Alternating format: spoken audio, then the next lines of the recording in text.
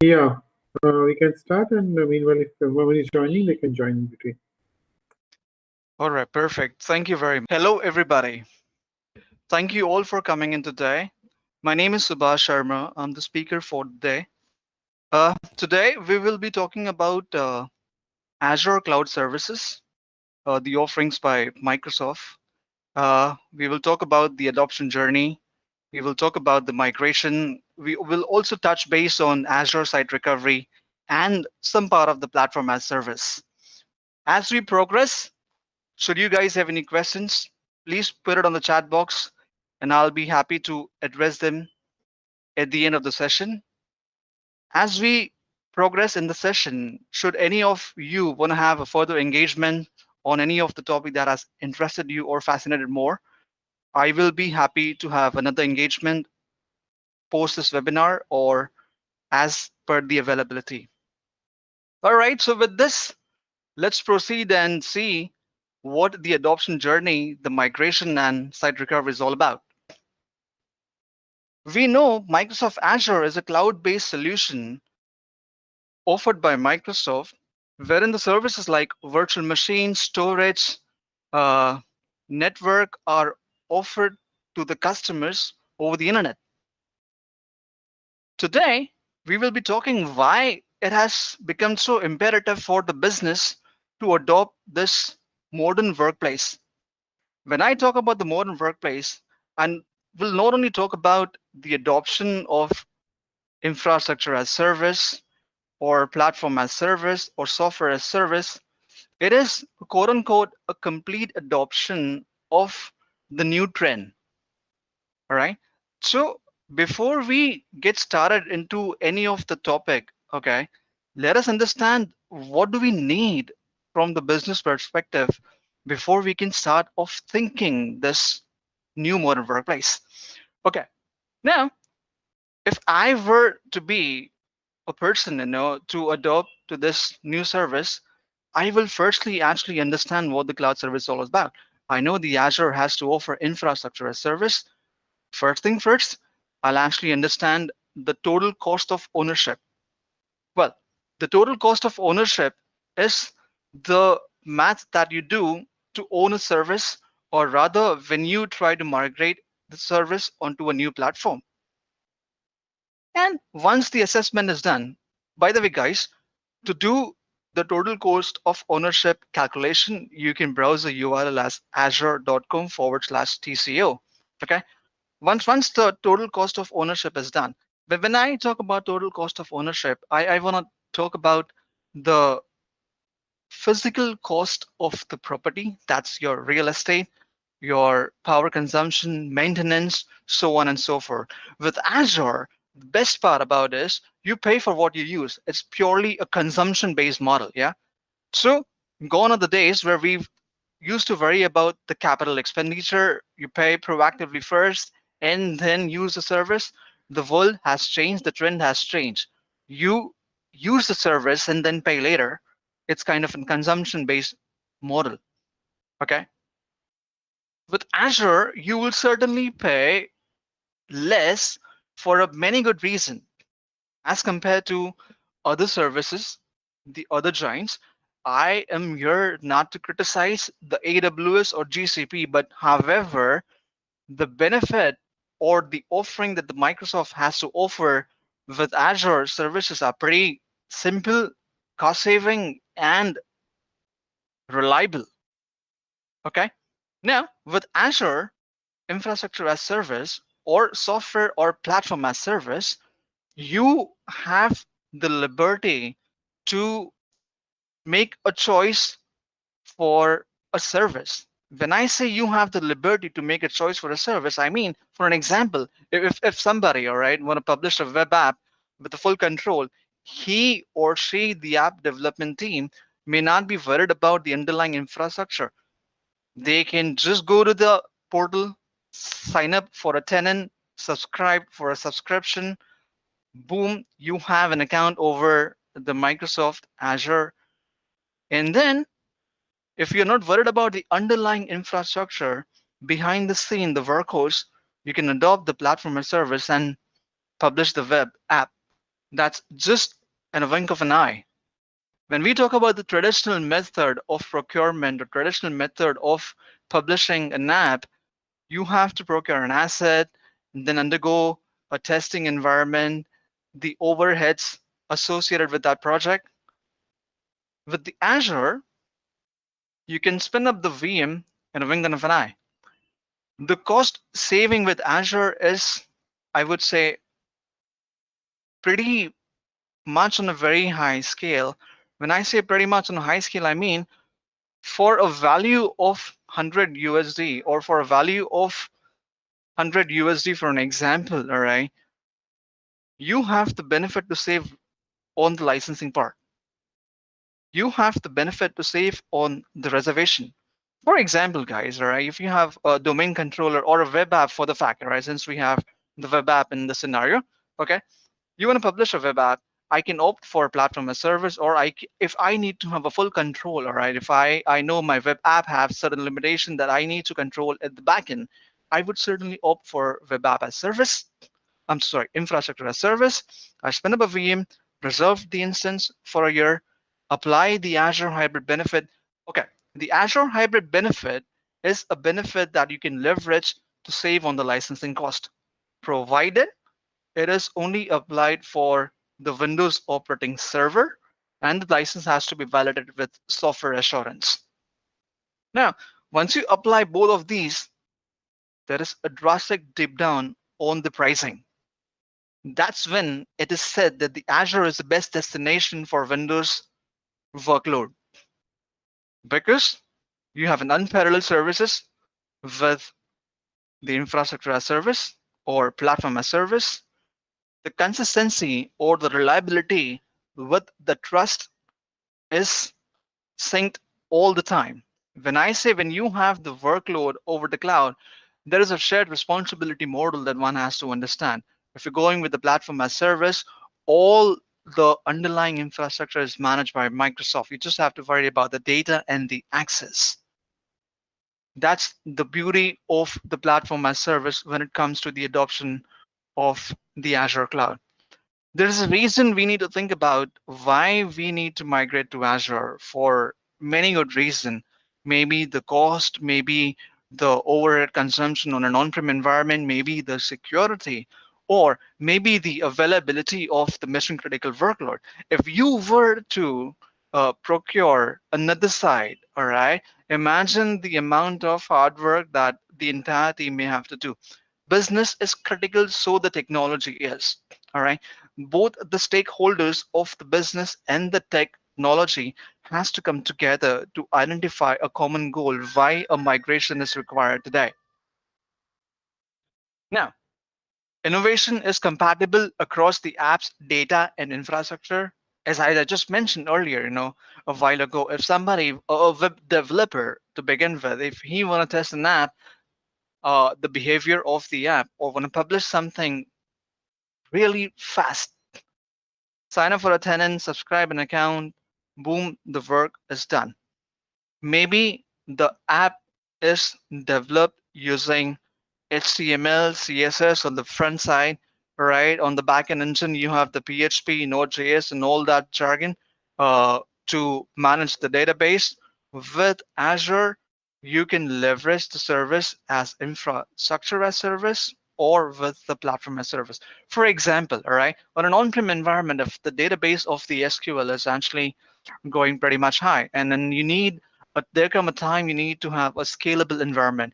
You don't have to pay for a new virtual machine, or you don't have to buy a NAS box. Simply spin up the server, or maybe just apply for the Azure database service over the platform as service solution, and there you have the migration done in a wink of an eye. So that's when it comes, the migration can be done seamlessly, and you don't have to worry about the underlying infrastructure. When I talk about the migration or the scenarios that the workloads can be migrated, this is what I purely mean. All right, when I talk about the migration of virtual machines or migration of servers, I purely talk about infrastructure as service, be it the Linux-based machine, or be it the Windows servers, or be the VDI environment. When we talk about the VDI environment, all right, the virtualization can be done in a Microsoft environment. The Microsoft ecosystem is pretty simple, transparent, and interoperability. All right. When we talk about the virtual desktop, I want to talk about the Windows Virtual Desktop Service or the solution. Pretty good solution for desktop as service, right? You don't have to worry about how the cluster will be managed in the backend. You don't have to worry about the licensing part because you have the Azure Hybrid benefit in place. You have the instance reservation in place. You are saving money on the reservation. You're saving money on the AHP. The application can be published in the wink of an eye.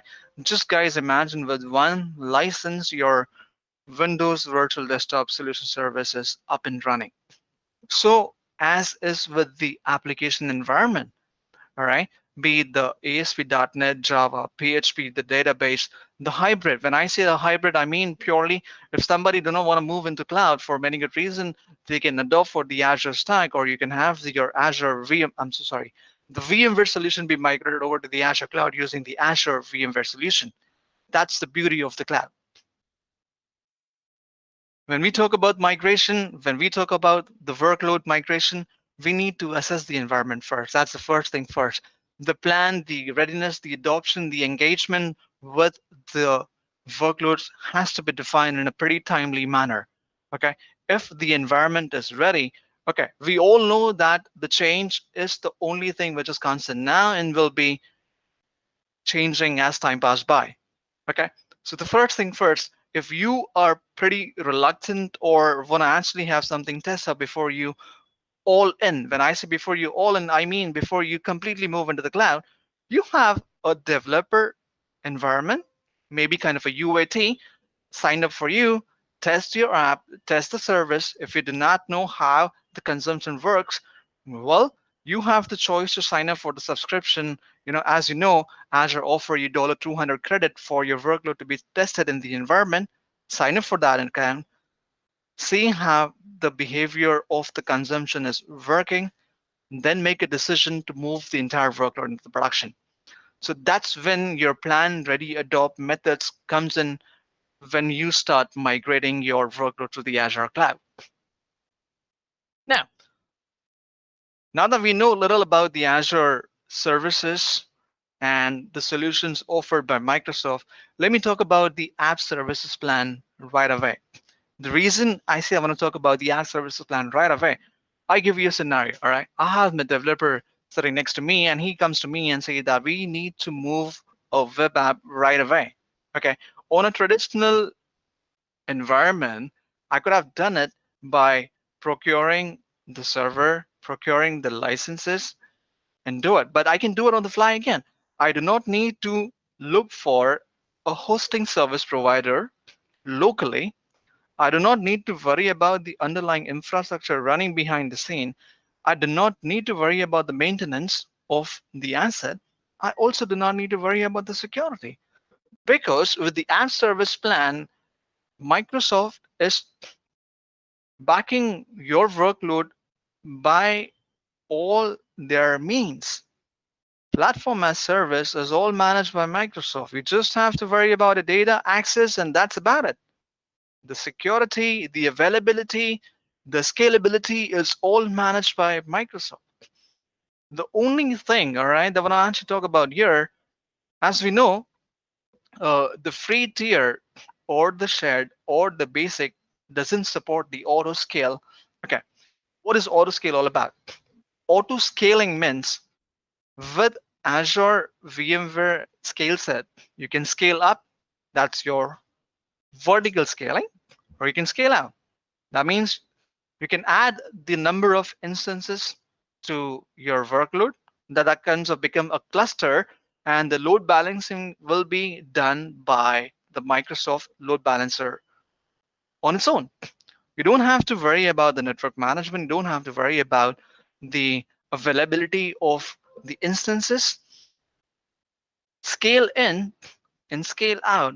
As I mentioned, when you think of scale in, you're just adding more compute to your workload or your instance. When you talk about scale out, you're doing a managed scale by adding more instances to your workload so that at the peak of the business, Let me give you a quick example. All right, the giants like Amazon Web Services or Flipkart or all that stuff who publish an online sale business during the peak hours, they scale out. With the help of elasticity, they can always opt in to scale down. That's where you do the automatic scaling or scale in, scale out. You don't have to worry about doing a manual scale in, manual scale out. That's been done automatically, and thus you save money. The part of the platform as service are the Logic app. Logic app are nothing but a cloud service used to schedule, automate, orchestrate business process and workflows. Pretty simple. You know that you need to run a task on a server machine to generate some report. What do you do on an on-prem environment? You go to the Windows Server task scheduler, you run a task, you run a script, and then you let the task know that you need to run at 9 a.m. to generate that report and send it to my mailbox. That's what the kind of the Logic app job will be done over the cloud. You need to define a simple code, a workflow, and let the magic be happen in the background. The workflow starts with a trigger, which fires when an event happens. That's what I'm saying. If I'm telling the task scheduler, run this task to me at 9 a.m. in the morning and send the report once the job is done, that's where the logic is applied. It's kind of an event trigger based method.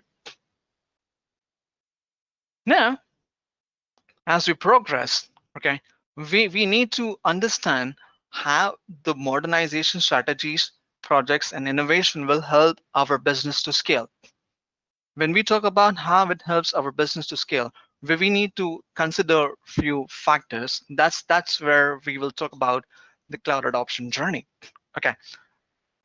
On a typical on-prem environment, if I were to shift a machine, I can adopt a simple lift and shift method, spin the server up in the cloud, decommission if I don't need the high availability, if I don't need or the workload. When I say workload, I mean the app role or the role of the server that has been played by that machine. Okay. For example, a domain controller, you know how critical the domain controller is, but for a domain controller to be over the cloud doesn't make any sense because you have the Azure Active Directory over the cloud. You don't have to spin up a new VM. Let me give you an example for a file server. A file server, the job of the server is to, you know, map the file share to the network drive. That's what the job is. For a file server to be highly available, I will go to the VM, spin up a server, add the network share. I have a VM or maybe a physical box in the cloud or on the on-prem environment. At the same time, I have something in the Azure cloud. So that's the high availability. If I need to decommission on the on-prem server and just move it to the cloud, that's purely a lift and shift. And something is being retired or something has been will be retiring in some amount of time, and you still need to consider moving that workload onto the cloud. That's where the refactor method comes in. All right. When you have to adopt a refactor solution or the method, you just need to have few amendments done to the application, or you need to consider that has to be moved or not, and then the app goes there. That same goes with re-architecting. All right, you reconsider the connectivity or the application tier itself based on the microservices. All right, the common migration modernization projects, as I mentioned earlier. All right, the world is not enough. The sky is the limit. Same as with the Microsoft workloads and with the Azure. For you to have the Windows server moved onto the Azure cloud, the wing of the high, you have the infrastructure services available for you. For your database, NoSQL, Cosmos DB, proprietary to Microsoft, which is 99.99% available. You have platform as service. For your application workloads, you have software as service. When I say application workload, software as service, I purely mean the best example that I can give you today for software as service is nothing but your mail services. Imagine the uh, tedious tasks that we need to actually perform to manage the Exchange server on-prem, right? With the software service, with one subscription, you get 50 gig of capacity for your storage, 1 terabyte data capacity. With one license, your mails are up and running. That's the beauty of the software service. Let us see how this application migration actually help us to understand the common workloads when we consider the lift and shift or the other strategies of the migration. For example, all right, we need to plan migrating a VMware machine that is housed on a beefy server. We have the Azure VMware solution available on the cloud. All right, using Azure VMware services, you can easily migrate your VMware workload onto the cloud, same as with your application services, which is purely managed instance with Microsoft. For a development team who needs the fully control over the database or the application itself, you still have the app service migration tool for available for you. But then there's a choice of solution. Maybe you want to actually have infrastructure as service, or you can adopt to have platform as service. That's your database managed instance. When we talk about Azure cloud migration benefiting the business, from best of the both worlds, we purely mean the high availability of the workload. We actually mean the availability of the solution. We also talk about, or rather, we understand how that solution can be scalable, which is compliant by the business methods and the industry guidelines. The Azure migration journey and tools. As we know that we can perform the Azure migration simply by using the Azure Migrate tool. That's the best tool of choice for every administrator and for every workload type, because the engagement at the beginning is all about knowing the on-prem environment. Assessing the workload with the tool gives you a complete insight of the readiness or a checklist or the performance of the server which are readily available to migrate. Well, you don't have to migrate the entire workload in one go. You can start off, as I mentioned earlier, with the DevOps environment, maybe a UAT, maybe a POC or proof of concept. Test your workload, see how it works for you. If it is a satisfactory closure, you have a win situation, there you go. Just don't wait for a minute, move the workload and optimize it.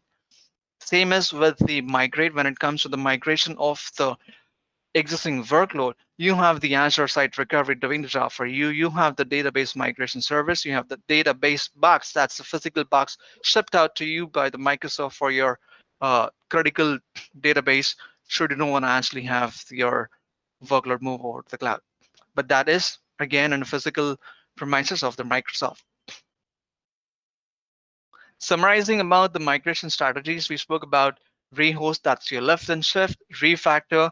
You just need to have few amendments done to your workload for better advantage of the benefits over the cloud.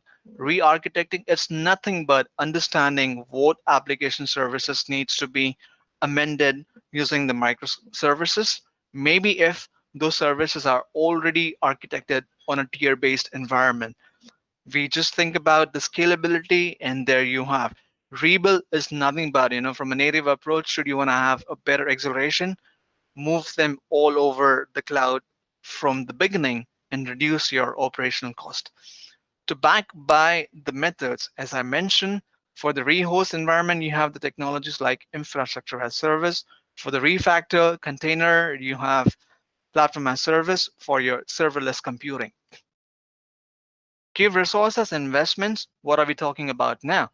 Well, we are talking about the migration approach. We are talking about the migration tools, the offer, migration partners, and training. That's when this engagement is all about. Knowing about the workload, knowing about the availability of the business, knowing about the benefits that you will gain when you will have your workload migrated over to the cloud. The question comes to your mind: who will do the job, how the job will be done, and how secure my method is of the migration. That's when the strategies like us, partners like us, comes into the picture that actually do the hand-holding for our customers. Migration has various approaches because you have the inbuilt tools that does the assessment for you. You have the readiness available before you do the migration. You have somebody ensuring that you just have to worry about your own business and let us worry about the migration itself. a detailed walkthrough of a different migration scenarios. Maybe, yeah, if somebody want to actually deep dive, there's a link that I can actually share at the end of the session, and then you get to know the detailed steps someone has to perform. If I could just talk about in a minute, let me just do that right away. Okay, you decide to move a file server, right? You do the assessment, okay, and then you know that or maybe a general purpose compute is what I need to host my file services. Yeah, you don't worry about decommissioning of the on-prem environment because that's still available. Okay, when you have decided the file server to be moved, I have a general compute services, general compute VM available. I establish a VPN connection for the communication because, as you know, in a LAN environment, we have a firewall as our soldiers. I have a VPN established from an on-prem to my cloud to encrypt the communication so that there's no man in the middle attack. All right. And once the communication is established, that's when you have the file share hosted from the cloud to your on-prem environment. That's kind of a simple, I wouldn't say simple, but an example. When we talk about migration, we also need to look at some of the framework, yeah, because we as a strategist can know, but at times we need to understand the behavior of the application, a behavior of the pattern. When I say behavior of the application, maybe my app may perform on the managed instance given by the Microsoft. We do all of readiness, but the first thing first, gathering the inventory. When I say gathering the inventory, I purely mean engaging with the customer or engaging with the business workload is the first step of the cloud journey. Once you have engaged with the right method, once you have given the comfort, or once you know that your business workloads are readily available for a movement, you go to the Azure pricing calculator, do the math, forecast the price, and then your friend, that's your Azure total cost of ownership calculator, helps you to forecast the cost. I'm going to repeat the same thing again. Forecasting the cost may happen basis on the real estate, basis on the power consumption, maintenance, and all that factor. But the beauty of the cloud is when we talk about migrating over to the cloud, as we spoke earlier, with Azure Hybrid Benefit, with Azure Reserve Instances, consumption-based model is a purely win over the capital expenditure method. Because initially, over the consumption-based model, when you pay for what you use, the cost management analysis, the tools like billing cost management and Azure Advisory, which are the built-in features of the Azure services, helps you understand what is consuming what amount of money. When I say what is consuming what amount of money, I purely mean about the workload consumption, which has a direct relation to your price and billing. For example, I spin up a server with 16 gig of RAM. Okay, by no means I have no control of the app behavior on a direct relation to the hardware consumption. Maybe the hardware that I spend over the cloud or maybe on the on-prem environment, I do not have any tracking available that can help me understand whether the hardware is totally consumed, under consumed, over consumed. That's the beauty of the cloud. You will be able to understand when you have all the trigger in place. That gives you a pretty much simple strategy for your workload migration. At the same time, you save a pretty big amount of money on your pocket as well. With the management in the cloud, the governance becomes easy. The security of the Microsoft offering, as I mentioned, the length and breadth, defense and depth, it's pretty simple. You decide what has to be done for your environment because as an Azure inbuilt advisories, it actually tells you how you can do the optimization of your own environment, how you can secure your environment in a best practice and healthy state. Once that is done, the resiliency, when I say resiliency, it means how soon the workload can be uh, restored in the event of any failure, which is kind of uh, a talk which I just can't think of that may happen to anybody. All right. But then that factor has to be considered.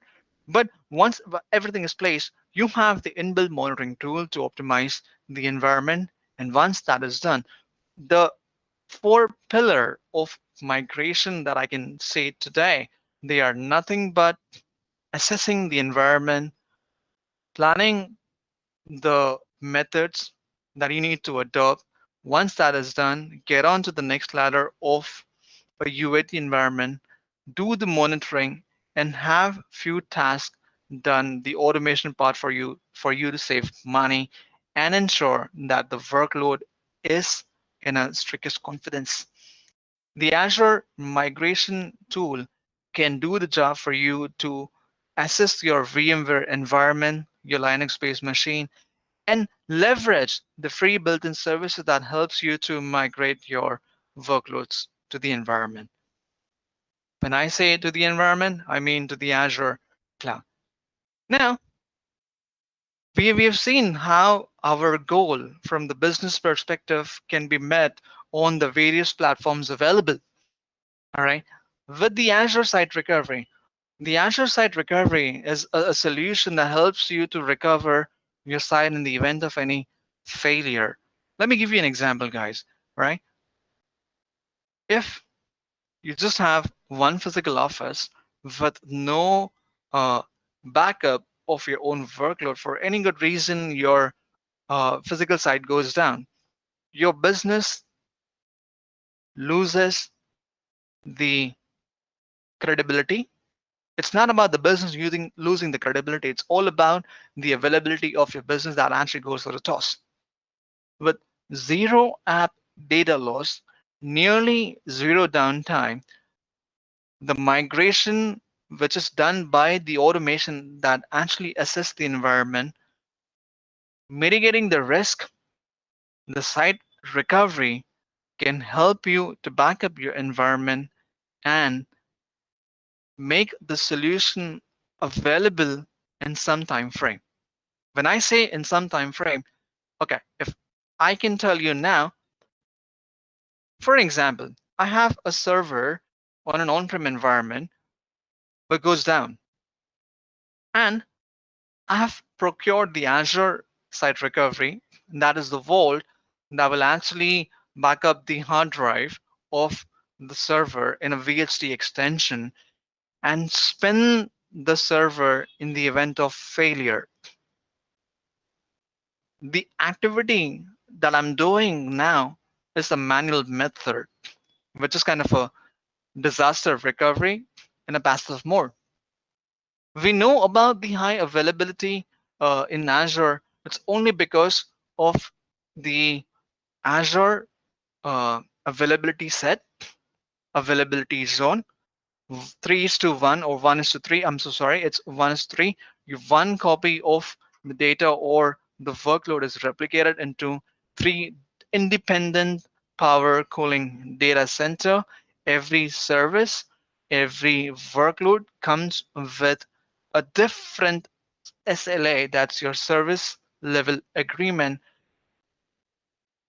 I just can't pass this slide without talking about the availability of the region which has span across the number 54 for across 184 countries to ensure that the end user gets the better experience of the Azure cloud. It is the duty of our own that we house the workload or we choose the closest data center available to the user. All right.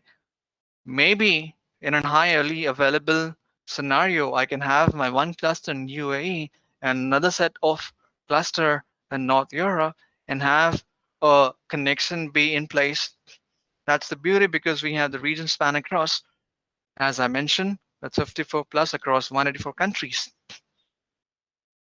Disaster recovery using Azure Site Recovery, as I gave you an example a minute ago. Let us see how that has been done. One thing that I want to bring out now when it comes to the Azure Site Recovery, guys, please make a point. You can fail back in the event of failure, or maybe let me put it this way. In an event of a failure of an on-prem environment, you can fail back from the Azure cloud to the virtualized environment. You just cannot fail back to a physical box.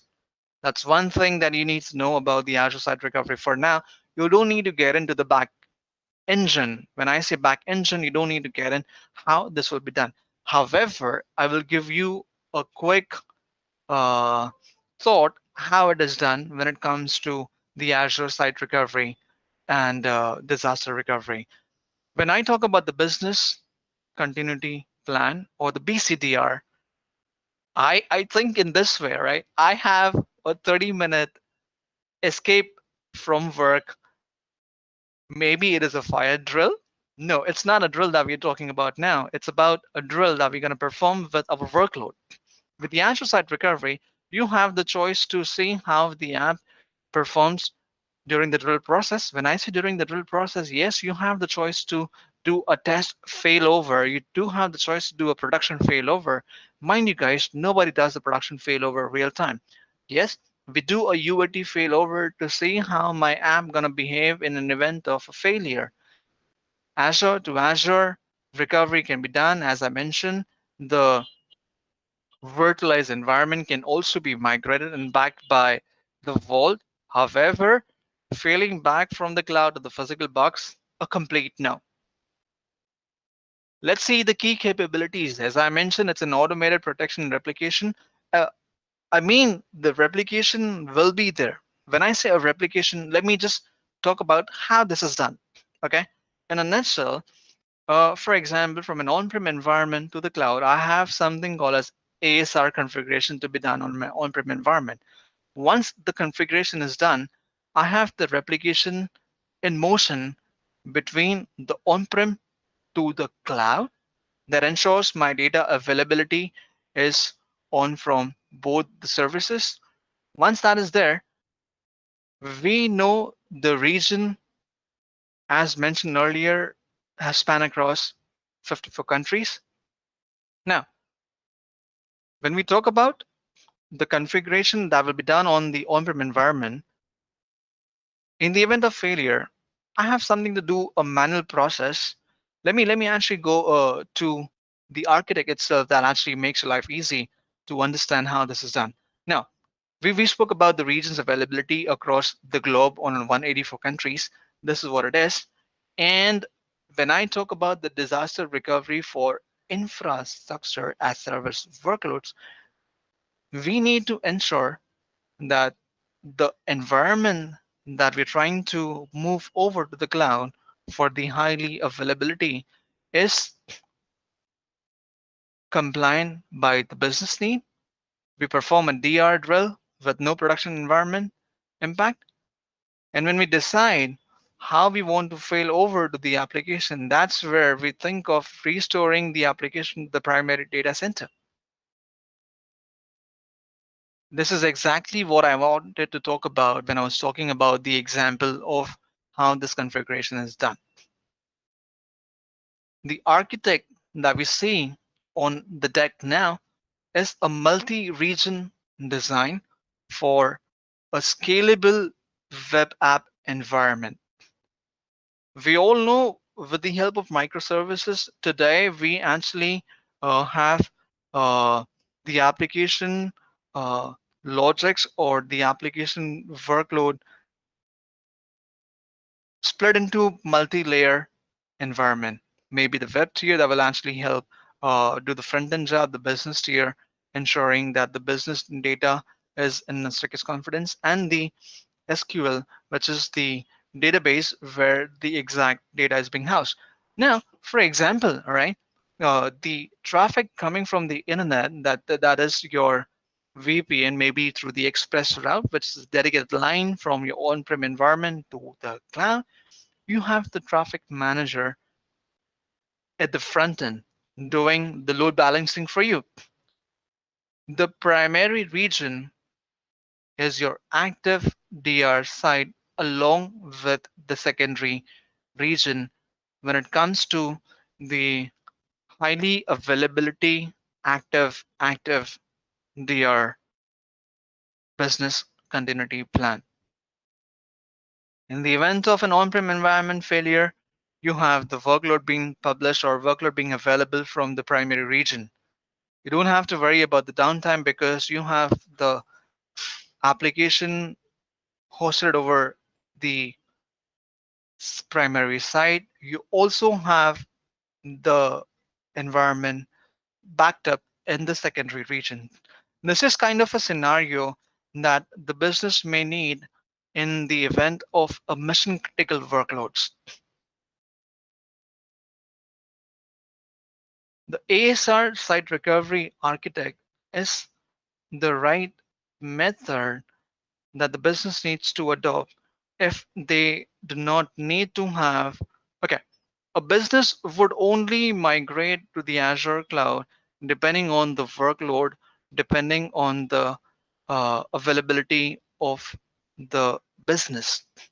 Okay, for example, if somebody who want to have the benefits to be leveraged, I can have my services move maybe in a non-critical environment. I could just have my server spinned up in the cloud for some time to save on the cost. And in the event of failure, let the server be up and running to save money. Here, you are not procuring a secondary site physically. All you are procuring is something over the cloud. When I say something, maybe your infrastructure as service, maybe your virtual machine, or maybe your database. For that fact, once you have, let me give you an example. I want to have a machine, maybe my file server, okay, be in a DR vault, even in the event of my primary file server going down for any drill or for any maintenance. To understand cost on the pricing calculator, I will add maybe a 10 hour, and you pay $1 for an hour on the availability of that VM. For example, if the primary server goes down, I have my ASR configuration in place on my on-prem environment. I know that the VHC that's in the vault has been backed up, and with the help of replication, the data is synchronized. Now I go to the DR side, I do the manual spin, thus I ensure my file server is up and running on the cloud. Once the maintenance is done on the on-prem environment, I stop the service. That puts a stop on your billing. And once the on-prem environment is up and running, the business comes to normal as usual. Guys, in a nutshell, this is what exactly I wanted to talk about when it comes to business continuity plan solutions with Azure, when it comes to highly available environment with Azure, or when it comes to migrating the workload with Azure. In a nutshell, with migrating all your workloads to Azure, it's purely a win situation for the business and the technology. With this, I come to an end for today's webinar. I'll be happy if you have any questions to be addressed. I'll be happy to answer them all now.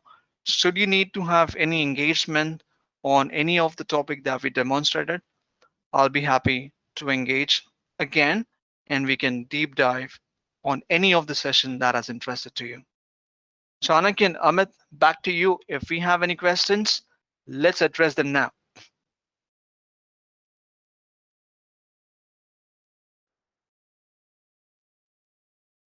Thank you so much for the wonderful session, Subhash. Uh, I'm checking the Q&A tab. I don't think we have any questions. Let's wait for 2 more minutes. Hoping someone Absolutely, has a question, we'll absolutely. drop them in. So far, I have nothing on the chat box. All I see that Yeah, somebody asked for the recording. I'm sure, guys, yes, that all will be provided to you by the end of the webinar. And this will be published over a YouTube channel as well for you to consider if you need to have any insight over what we just spoke. Also, let me write my email if you have any questions or engagement needs to be done further. And I'm gonna write my support ID that will help you to shoot any of the questions that come across to your mind. And if any of the customer needs to have further engagement, all your thoughts are appreciated. That's my email, our support email. I'm writing it down. Okay, perfect, perfect, great, great, perfect. All right, so with this, I conclude my session for the day, and I thank you all once again for coming in. You've been such a wonderful audience for the day. Back to you, Amit, for conclusion. Back to you, Chanakya. I sign off now. Thank you. thank you so much, Subhash, for the wonderful session. I hope it was a pretty fruitful session for everyone. Yep. Amit, would you like to conclude? Well, thank you, Subhash. Thank you for everyone for joining us in today. I hope you have gained something out of it, and we really pleasantly looking forward to have one more session if you require, even one-to-one session. If you have anything which you want to discuss, we can discuss over there. And if you want to try and test any of your workload on Azure, we are open for that as well. So please feel free to get back to us or get back to your respective partner. We can arrange that session anytime whenever you are comfortable with. So that would be from my side. Please reach back to us, reach back to your partner. We will be happy to help you out. Before we conclude, all right, to all my audience who have been such a wonderful and beautiful and given the time for the session, you can directly get engaged with me or Amit Raina, and I'll be happy to get connected with you on a one-on-one session, and we ensure that we give you best of the both worlds and your migration partner should you think to migrate your workload over to the Azure cloud. That's all from my side, guys. Thank you for coming in. Thank you, everybody, and have a good day.